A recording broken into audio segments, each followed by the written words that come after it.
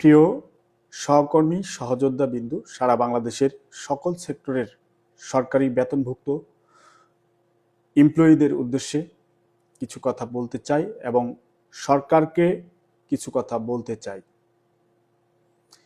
আপনারা জানেন যে বর্তমান সরকার পে কমিশন গঠন করেছে। এটার জন্য কিন্তু আমরা কৃতজ্ঞ সরকারের প্রতি, যে দীর্ঘ 10-11টি বছর পর তারা কিন্তু পে কমিশন গঠন করে একটি পে স্কেল দেওয়ার জন্য উদ্যোগ গ্রহণ করেছিলেন। মানে সে এলাহি কারবার, রাষ্ট্র এলাহি কারবার করিয়া কমিশন গঠন করলেন। 6 মাস অতিবাহিত হবার পর মানে যে সুর আমরা শুনতে পাচ্ছি, হাজার হাজার নিউজ হলো একটা দেশে, অথচ কতটার ভিত্তি নাই। এটা কেমন? এখন পর্যন্ত শিওর না হোয়াট মাই হ্যাপেন। দেশের ভিন্ন ভিন্ন সেক্টর হতে কেউ কেউ নেগেটিভ ন্যারেটিভ তৈরি করছে যাতে ফলপ্রসূ না হয়। পুরো বাংলা সিনেমার মতো আর কি। নায়ক ছোটবেলায় দৌড়ে দিয়ে বড় হয়ে যায়। রাষ্ট্রের জানা উচিত ছিল হাটখোলা বটতলাতে অশিক্ষিত ব্যক্তিরাও সব বুঝে। দেশের 22 লাখ চাকরিজীবীদের সাথে এই ধরনের আচরণ কোনোভাবেই সমীচীন নয়। সরকারের বেতন বৃদ্ধি পাবে বলিয়া প্রচার করবার পর বাজারের যে প্রভাবটা পড়েছে নিত্য প্রয়োজনীয় দ্রব্যমূল্যের উপর, কর্মচারী চাকরিজীবীদের নাভিশ্বাস উঠে গেছে। আপনারা এত দূর আসিয়া এখন বলতেছেন যে সম্ভব না, নির্বাচিত সরকার এসে করবেন।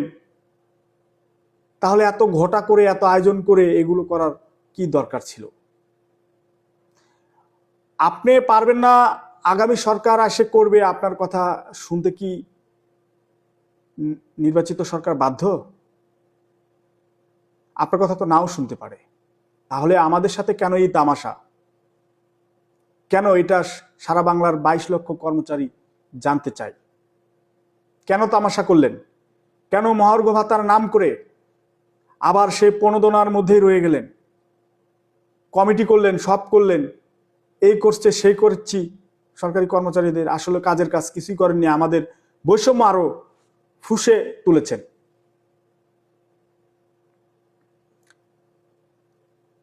তাহলে পে কমিশন গঠন করার কি দরকার ছিল? নাটক সিনেমা না করে রিল টানেন। নির্বাচিত সরকার এখনই পে স্কেল দিবে না, তা আমিও বুঝি, আপনারাও বুঝেন। এটা একটি লেন্দি প্রসেসে চলে যাবে। আমরা আমাদের সাথে এই পুতুল খেলা নাটক বন্ধ করতে হবে। যদি সারা দেশের মানুষের কাছে মনে রাখার মতো কিছু একটা করতে চান, কর্মচারীদের জন্য, তাদের হৃদয়ের মণি কোঠায়, তার পরিবারের মানুষের কাছে থেকে দোয়া নিতে চান, তাহলে অবশ্যই পে স্কেল গ্যাজেট আকারে প্রকাশ করুন। কারণ আমাদের উপদেষ্টা মহোদয় এবং সরকারের নীতি নির্ধারণ যারা আছেন, বুদ্ধিজীবী, আপনারা এই দেশের সম্পদ, এমন কিছু করে যায়েন না যা কর্মচারীদের একটি দীর্ঘশ্বাসে আপনাদের জীবনে অভিশাপ লেগে যাবে। বর্তমানে এই কথাগুলো বলতে বাধ্য হলাম। আমরা কর্মচারীদের যে পরিস্থিতি, এক আল্লাহ মাবুদ ছাড়া আর কেউ জানে না। তাই আমাদের দাবি আদায় ঐক্য পরিষদ কঠোর থেকে কঠোর কর্মসূচি দিবে। এদিকে শিক্ষক জোটের সম্মানিত অধ্যক্ষ দেলোয়ার হোসেন আজিজ স্যারও কিন্তু একটি ঘোষণা দিয়ে বসেছেন। আক্রমকা হলে 19 তারিখে তারা এই কর্মসূচি ঘোষণা করবে। এদিকে প্রাথমিক শিক্ষকরাও কিন্তু ফুঁসে উঠছে। সারা বাংলাদেশে কিন্তু একটি আন্দোলনের দিকে চলে যাবে এই কর্মচারীদের। সেক্ষেত্রে কিন্তু প্রশাসন যন্ত্র অচল হয়ে পড়ার সম্ভাবনা রয়েছে। একটি সুস্থ নির্বাচন করতে হলে আগে প্রজাতন্ত্রের কর্মচারীদের ক্ষুধা নিবারণ করতে হবে, অন্ন, বস্ত্র, বাসস্থান, শিক্ষা নিশ্চিত করতে হবে। আপনি আমাকে ক্ষুধার্ত রেখে আমার কাছে সেবা ভালো চান কিভাবে? এটা আমাদের 22 লক্ষ 30 লক্ষ বেতনভোগী কর্মচারীদের মানে বোধগম্য হয় না। আমাদের পিঠ দেয়ালে ঠেকে গেছে। অবিলম্বে পে স্কেল ঘোষণা করে গ্যাজেট করুন। তাছাড়া কিন্তু আমরা চাই না যে এই দেশে আরেকটি জনতার মঞ্চ হোক। আপনারা বৈষম্য দূর করার জন্য এসেছেন, কিন্তু আমাদের কর্মচারীর অঙ্গনে যে বৈষম্য দিকে ঠেলে দিচ্ছেন। আমরাও তো আপনাদের সন্তান, কারো না কারো ভাই, আত্মীয় স্বজন। আমরাও মানুষ, আমাদেরও বাঁচার অধিকার আছে। আমাদের সন্তানদেরকেও শিক্ষা, অন্য বস্ত্র, ভালো শিক্ষায় ভালো খাবার দেওয়ার অধিকার রাখি।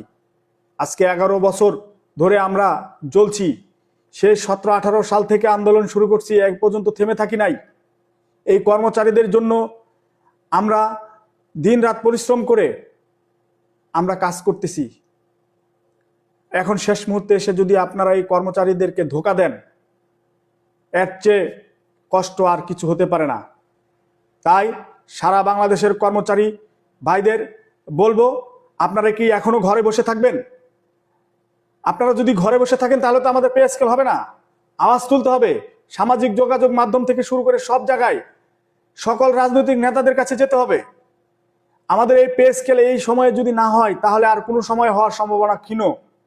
2-4-5 বছরে পাবো কিনা সন্দেহ আছে। তাই সারা বাংলাদেশের কর্মচারীদেরকে উদাত্ত আহ্বান জানাবো, আপনারা ঐক্যের পথ ধরুন, পে স্কেল বাস্তবায়ন করুন। সরকারের কাছে অনুরোধ করব, আমাদেরকে বিপদে ঠেলে দিবেন না, আমাদের বিপদগামী করবেন না। আপনারা পে কমিশন গঠন করছেন, এটা আপনারাই সমাধান করে দিয়ে যাবেন। আগুন নিয়ে খেলা করবেন না, আগুন নিভিয়ে যান। তাহলে আগুন কেন জ্বালালেন? সে আগুন এখন আমরা পুড়ছি। সারা বাংলাদেশের সকল সেক্টরের সকল জিনিসের দাম যে যার ভাবে বাড়িয়ে দিচ্ছে। এই যে গ্যাসের দাম 2200 করে বাড়িয়ে দিয়ে একটি সিন্ডিকেট, তেলের দাম, গ্যাসের দাম, অনেক গরিব মানুষ এই রাজধানীতে বিভিন্ন শহরে গ্যাসের অভাবে 3 বেলার জায়গায় 2 বেলা, 2 বেলা জায়গায় 1 বেলা করে খাচ্ছে। এই যে কষ্ট, এই উপলব্ধি আপনাদের কি হয় না? আমাদের রেখেছেন কোথায়? একটা জেলখানার কয়েদি, সেও ভালো খাবার খাচ্ছে। একটা হসপিটালের রুগীর প্রতিদিন যে খাবার সেটা থেকেও আমাদের মানে অপুতুল খরচ দিচ্ছেন। 8,250 টাকা দিয়ে 10 বছর আগে, 11 বছর আগে 13 সালের বাজার নির্ণয় সেই বাজারে দিয়ে এখন চলছে। এর চেয়ে আর কি সত্য হতে পারে? তাই সরকারের কাছে অনুরোধ করব, আমাদের আন্দোলনে আর নামতে চাই না, আমরা রাজপথে নামতে চাই না। আমাদের এই রাজপথে নামার আগেই আমাদের এই পে স্কেল ঘোষণা করে দিন। আর যদি তা না হয় তাহলে ক্ষুধার জন্য যা হয় হবে।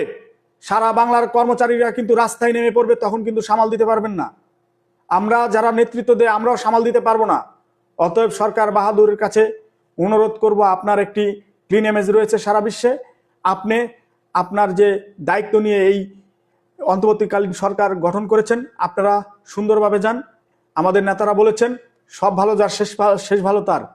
আমরা চাই আপনার প্রথম যেরকম ছিলেন শেষটাও ভালোভাবে করে যান। প্রজাতন্ত্রের কর্মচারীদের অবিলম্বে পে স্কেল গ্যাজেট আকারে প্রকাশ করে প্রজ্ঞাপন জারি করে যাবেন। সারা বাংলাদেশের কর্মচারীদের এটাই প্রত্যাশা। আপনার সরকার মহোদয়ের এবং সরকারি নীতি নির্ধারণ মহলের কাছে আসলে আমাদের সচিব স্যাররা আর যারা বড় কর্তারা আছেন তারা কিন্তু বলতে পারেন না, কিন্তু যারা ছোট সন্তান দেখবেন পিতার বড় সন্তানরা পরিশ্রম দিয়ে যায়, তারা কিন্তু বলতে পারে না। বলে ছোট ছেলেরা, তাদের লজ্জা নাই, শরম নাই। আমাদের লজ্জা শরম নাই, আমাদের পেটে ভাত নাই, তাই আমরা বলছি। আমাদের সচিব স্যাররা এবং সরকারের আমলারাও আমাদের সাথে আছেন ইনশাল্লাহ। আমাদের জয় হবেই হবে। আপনারা সারা বাংলার দেশের কর্মচারীরা আপনারা যদি ঐক্যবদ্ধ থাকেন, অবশ্যই অবশ্যই আমাদের পে স্কেল হবেই হবে ইনশাল্লাহ। আগামীতে কর্মচারীদের যে যেখান থেকে কর্মসূচি দিবে সকল কর্মসূচি সুস্থভাবে আপনারা পালন করবেন, এ আশাবাদ রাখছি সবার কাছে। সবাই ভালো থাকবেন।